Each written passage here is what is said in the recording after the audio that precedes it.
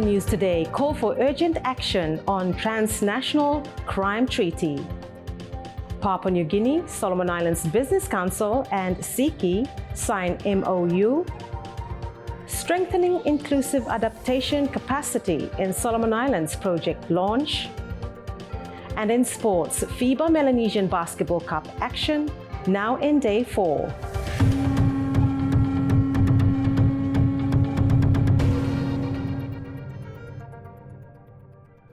Hello and welcome. I'm Ursula Nongebatu. The leader of the independent group in Parliament, Deacon Manasseh Mailanga, has called on the government to urgently ratify the United Nations Convention Against Transnational Organized Crime, or UNTOC.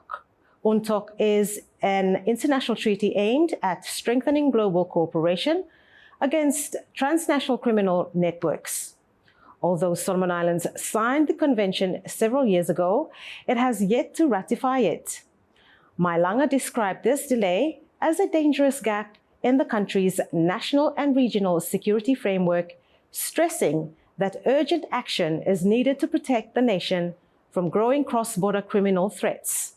In response, Prime Minister Jeremiah Manele, speaking on behalf of the Ministry of Foreign Affairs, acknowledged the delay, attributing it to ongoing technical processes. Despite the fact that we have not ratified, there has been ongoing collaboration and cooperation between UNTOC and the number of ministries here, police, commerce, and foreign affairs. And of course, one of the key objectives of this convention is to strengthen global cooperation, as the honourable member has rightly alluded to. Yes, there is a sense of urgency now for us to ratify this convention. As I've said, a number of countries in the region, in terms of legislation, they are quite ahead in terms of their legislation to domesticate this one. I'm confident. However, Prime Minister Jeremiah Manele reaffirmed the government's commitment to ratifying the convention. But also the need to amend not only the DDA but other relevant legislations in this space. We will be in a better position to implement these international conventions once we ratify them. Because sometimes, even though we ratify, but even not the necessary frameworks in place, then by being able to comply with the implementation of the obligations too. Yeah, so that is that. So I believe with the symposium that will be held next month, we look forward to the report of that symposium, and that could trigger the agency, or as well as the importance, not the agency, but the importance for us, and of course the agency, given the current situation that we are now facing. So. The Attorney General also addressed Parliament on the status of the United Nations Convention Against Transnational Organized Crime, providing an update on the legal processes currently underway. He noted that while several laws are already in place to address elements of transnational crime, the Attorney General's chambers is actively reviewing how best to align domestic legislation with the requirements of the convention. I think in terms of capacity, a number of things that I think we should also need to have in place. We need to have some transnational organized crime, so involving beyond borders and also waters blame. So we need to have enough enforcement and capabilities too. Also patrol boats and also for to go around. The immigration officers, customs officers, biosecurity, also IT officers with cybercrime will come into place. So the bankers blame me because of anti-money laundering. So it's not just basically just for illicit substances. It's a number of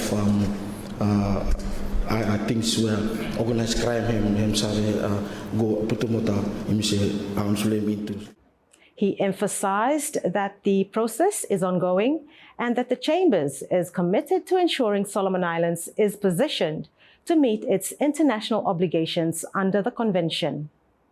The next part, as stated earlier on, is an amendment will be also brought to Parliament. And the last one is a comprehensive review or overhaul of what illicit substance related legislation. Today, a memorandum of understanding was signed, which marks a major milestone in the partnership between Papua New Guinea, Solomon Islands Business Council and SICCI.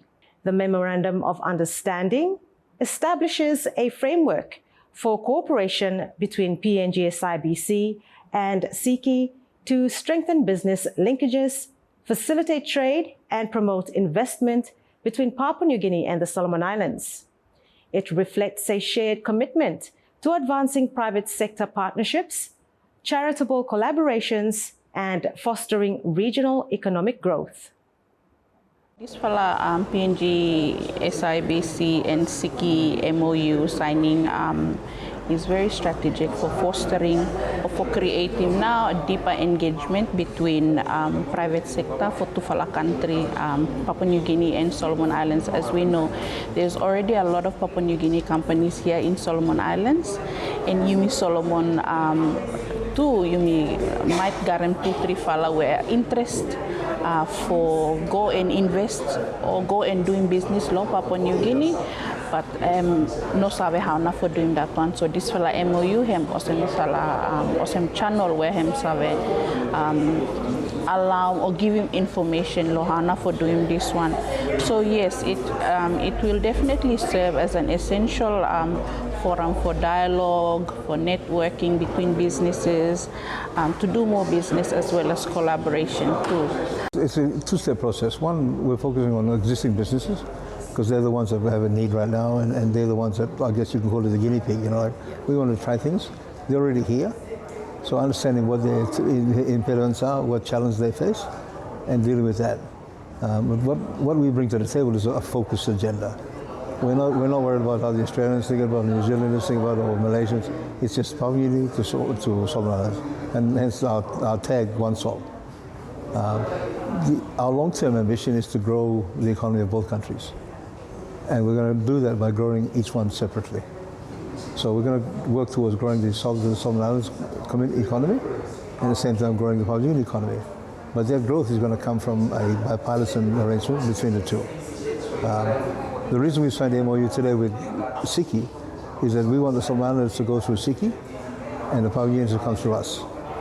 And then we will talk to SICCI about how best, so it becomes a more focused agenda. And then on our side, we'll talk to our government, and on SICCI's side, they'll talk to their government, and then together the collaboration will be more effective because there's more focus in the discussion. We're not just talking about anything and everything.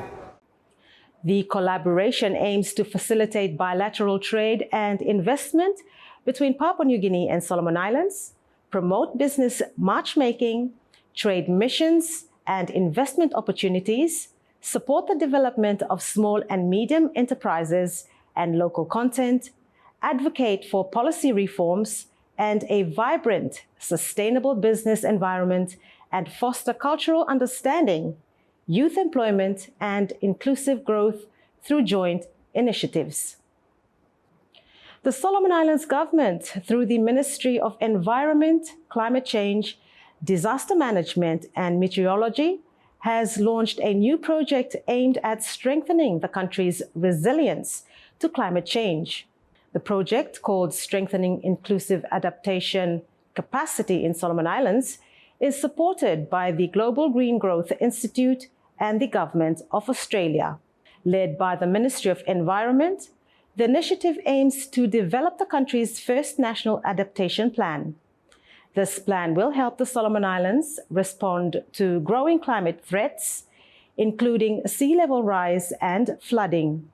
The launch was attended by Minister for Environment, Polycarp Paya, Australian High Commissioner to Solomon Islands, His Excellency Rod Hilton, and representatives from supporting organisations. But Australia welcomes the opportunity to partner with the Government of Solomon Islands and Triple GI on this $27.5 million initiative. This partnership reflects our shared commitment to build a resilient, a secure and a sustainable Solomon Islands. it also demonstrates the regional leadership Solomon Islands is taking to both bring attention to the impact of climate change, but also, importantly, to respond with practical, adaptation-based solutions. The SICCI program is a result of close consultation with MECDM, and I thank everyone involved for ensuring the program is responsive to Solomon Islands' unique climate change challenges. This project marks an important step towards inclusive climate action. It will focus on evidence-based planning, detailed assessments of climate vulnerability, and stronger coordination between different levels of government. Let this launch be our commitment to action, a renewed social contract for resilience. To our provincial leaders, dedicate at least 10% of infrastructure budget to nature-based solutions, such as mangrove restoration and reef protection. To our development partners, invest in community-led adaptation projects that empower our people. To our private sector, pursue opportunities in climate-smart tourism, resilient crop, and renewable energy. And to our communities, take ownership of the data, the plans, and the future of our island. A launch workshop was also held to bring together key stakeholders, share project objectives, and align efforts with the country's broader climate strategies. Today, Thursday, the Solomon Islands Chamber of Commerce and Industry successfully hosted a social media marketing workshop titled Digital Influence Social Media Marketing Training in Honiara. The training attracted a strong turnout, with SICCI members and participants gaining practical insights into digital branding, content creation, social media engagement, and performance analytics. Training is on social media marketing, also in branding and content creation. And the whole purpose is to just help these members, SICCI members, and I believe some are non-SICCI members who are here as well, just to help them to understand and practically know how to utilize social media to market their businesses, as well as to establish their brand presence on social media, online in the service. So the whole idea for the whole training, we've looked at social media, we've looked at the types of channel of social media. We've also looked into we started off by how for planning social media strategy, especially for small businesses. And majority of them have shared that social media strategy. Sometimes it can seem like a big fancy document that people say of achieving. However, we just try to simplify and help businesses for understanding how they can create their social media strategy, and so that helps help for achieving the goals, not just for social media, goals for online, but also goals that can run parallel with them goals as a business objective can also be achieved through these through social media strategy. Participants described the training as timely and relevant, noting the usefulness of tools and strategies that can be applied immediately to boost their online presence. We learned not just about just the basics of social media, especially now that that's where we're headed here. So come there for learning more about it. It's a nice way for fine-tuning skills in media. Others we are active as well, just that we are aware and fast when it comes to faster level. Social media, especially for business side, there are promotions and It's brilliant, and I think this one have more informative. Informative in the sense where we're living in a world of technology, and network within town or international province, I think can do something. And how I feel for the young entrepreneurs, small business houses maybe, or even the big ones, for come around and joining the program, SICCI program this time. Supported by ANZ, Total Energies, Sol Brew and other partners, the workshop underscored SICCI's commitment to strengthening the digital capabilities of local businesses, particularly as online commerce continues to grow in the Solomon Islands. In regional news, the World Health Organization is warning of a rise in HIV cases across the Western Pacific, driven by increased drug use and limited access to testing and treatment. Health leaders will meet in Fiji from October 20 to 24 for the WHO Regional Committee session to discuss the growing crisis. Countries like Fiji and Papua New Guinea are seeing rapid increases in new infections, with stigma and weak support systems adding to the challenge. The event will focus on stronger, more inclusive responses to curb the spread. 32 political parties in Papua New Guinea have been warned they could be deregistered. The Integrity of Political Parties and Candidates Commission issued the notice for failing to meet key requirements. Registrar Emmanuel Pok gave the parties until October 21st to respond. Among them is the People's Reform Party, which holds seats in Parliament. Its General Secretary says they are aware of the notice and are working to resolve the issue.